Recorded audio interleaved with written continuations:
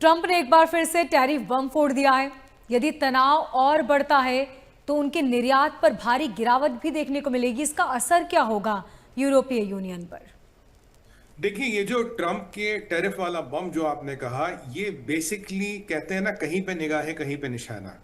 निगाहें इसकी जर्मनी पे है, निशाना भी इसका जर्मनी में। पूरा यूरोप उसकी खामियाजा भुगतेगा। 2 दिन से क्या हो रहा है कि जर्मनी के चांसलर मर्क और ट्रम्प में काफी वाद विवाद हो रहा है बातचीत में। काफी वो उसकी बुराई करा, वो उसकी बुराई करा, उसे कहता करा तो ये जर्मनी चलानी नहीं आती। होता यार, जर्मनी के चांसलर कहते हैं, मर्क साहब कहते हैं, भाई ट्रम्प को ये नहीं पता कि युद्ध किस लिए कर रहा। ईरान के नेगोशिएटर बड़े एफिशिएंट है, अमेरिका के पास कोई स्ट्रैटेजी नहीं। अमेरिका ने हमें कहा था साहब 10-15-20 दिन में, 2 हफ्ते में, 3 हफ्ते में युद्ध खत्म होगा, वो खत्म नहीं हो रहा। हम पे बड़ा असर पड़ रहा हमारी अर्थव्यवस्था पे। और जो हमारा ईंधन वगैरह वहां से आता है स्ट्रेट ऑफ हॉर्मुज से, उसको लेके हमारे यहाँ आर्थिक मंदी जैसी परिस्थितियां बनती जा रही है।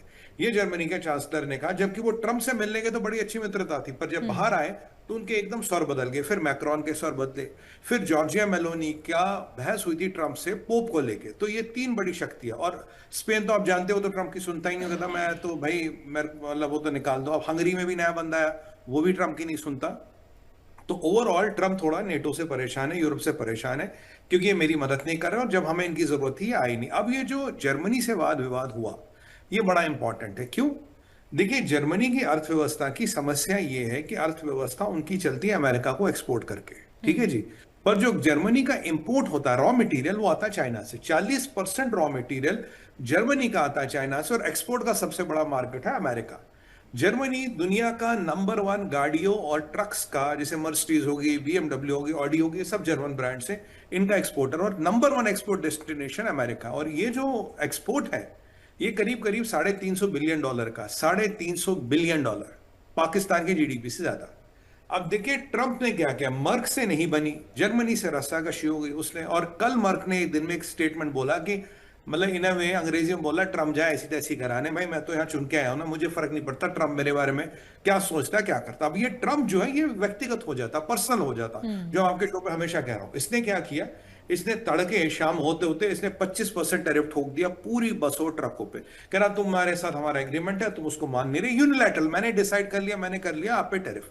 इसका मतलब क्या होगा मोनिका जी? जो खटाई में पड़ गया $350 बिलियन का एक्सपोर्ट, और उसका बहुत बड़ा हिस्सा यूनाइटेड स्टेट जाता। अगर यूनाइटेड स्टेट्स का एक्सपोर्ट में जर्मनी से निकाल लो, जर्मनी की इकोनॉमी नेगेटिव में आ जाएगी, जर्मनी की ग्रोथ खत्म। वैसे 1.5-1.25% की ग्रोथ है, वो भी खत्म हो जाएगी, इकोनॉमी चरमराना लगेगी। ये यानी कि मतलब है कि वहां चोट करना, यानी कि जर्मनी के दिल पे चोट करना। बहाना बनाया कि भाई तुमने हमारे साथ ट्रेड डील है तुम्हारी, तुम शर्तें नहीं मान रहे, मतलब मैंने डिसाइड कर लिया, मैं तुम पे टैरिफ लगा रहा हूं। इसलिए बेसिकली मर्क और जो ट्रम्प का झगड़ा है उसके चलते लगा। और अब इसके चक्कर में कौन पिसेगा? फ्रांस पिसेगा। फ्रांस भी गाड़ी एक्सपोर्ट करता है, इटली भी गाड़ी एक्सपोर्ट करती, वो भी पिसेगी। और जर्मनी तो सबसे ज्यादा जाएगा, क्योंकि सबसे बड़ा लॉइंग शेयर जो है वो जर्मनी का है। तो जर्मन अर्थव्यवस्था पे बहुत बड़ा आघात है। फ्रांस भी बेचारा पिटेगा, आपके इटली भी पिटेगी। और कल ट्रम्प ये भी कह रहे थे दिन में, भाई मैं फ्रांस से, जर्मनी से, मैं फ्रांस, जर्मनी, इटली से अपने सेनानी कम कर रहा हूं। ये भी ट्रम्प कल कह रहा था कि मैं अपने सेनानी कम कर रहा हूं।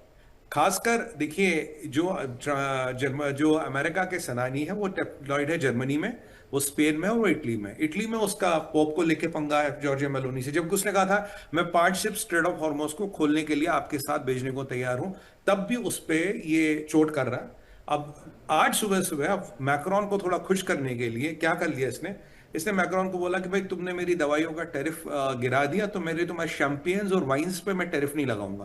पहले उसको धमकी दे रखी थी, अगर तुमने दवाइयों का टैरिफ अमेरिकन के लिए नहीं गिराया तो तुम्हारी शैंपियंस और वाइन्स पे मैं 250% टैरिफ लगाऊंगा।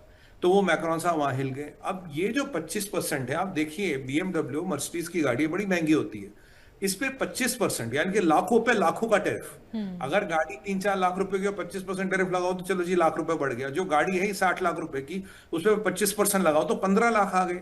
तो 15 लाख डलते वो प्रोडक्ट अनवाइबल हो जाएगा, मार्केट से बाहर हो जाएगा। तो ये जर्मनी को एक आघात पहुंचाना, जर्मनी की इकोनॉमी को आघात पहुंचाना। कारण क्या है? कारण कोई ट्रेड डील वगैरह नहीं, मेरी मर्क से नहीं बनती। मर्क मेरे सामने कैसे बोला, मर्क ने मुझे सवाल कैसे किया, अब लो बेटा भुगतो।